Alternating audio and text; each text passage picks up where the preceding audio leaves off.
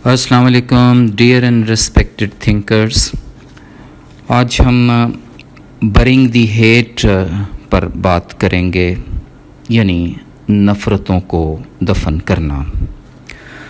نفرتوں اور کدورتوں نے ہمارے معاشرے کی فضا کو آلودہ کر کے رکھ دیا ہے. خاندانی نظام میں محبت کی بجائے نفرتیں اپنی جگہ بناتی جا رہی ہیں.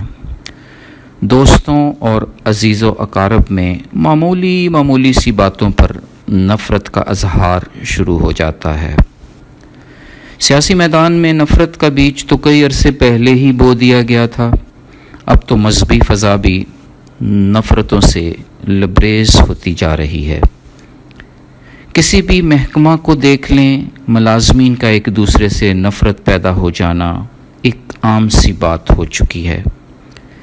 کبھی کبھار تو یوں لگتا ہے کہ ہم نفرتوں کے دلدل میں بری طرح دھنستے جا رہے ہیں، جہاں سے نکلنے کے لیے روحانی اور اخلاقی قوت کی شدید ضرورت ہے. خراج تحسین کے مستحق ہیں وہ افراد جو اس گمبھیر صورتحال میں بھی محبت کا بیج بونے کی کوشش کرتے رہتے ہیں، نفرت کا مقابلہ حوصلہ اور چاہت سے کرتے ہیں.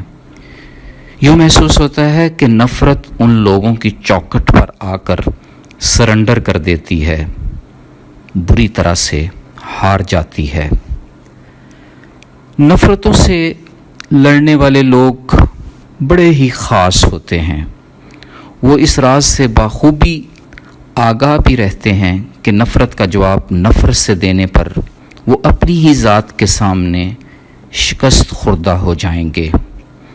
انہیں پورا یقین ہوتا ہے کہ نفرت دوسروں کی نسبت خود انہیں ہی زیادہ نقصان پہنچا رہی ہوتی ہے.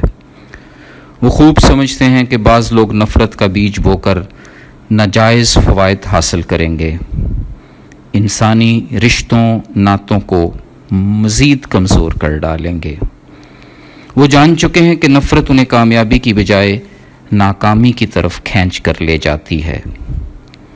دنیا کے تمام کامیاب اور سرخرو لوگوں میں ایک قدر ہمیشہ مشترک رہی ہے کہ وہ نفرتوں حقارتوں میں اپنا قیمتی وقت ضائع نہیں کرتے. آئیں ہم بھی ایسے ہی کامیاب لوگوں کی فہرست میں شامل ہو جائیں.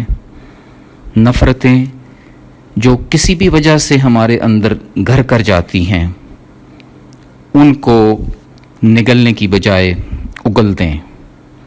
قریبی قبرستان میں نفرت کی قبر بنا کر وہاں کتبہ لگا دیں کہ یہاں نفرتوں کا شیطان اپنی حقت امیز شکست کے بعد مویا پڑا ہے. یقین جانیں اس دن کے بعد سے ہم پرسکون ہو جائیں گے، حسین زندگی جینا شروع کر دیں گے.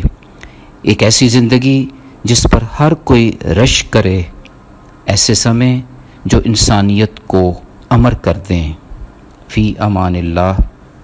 اللہ حافظ.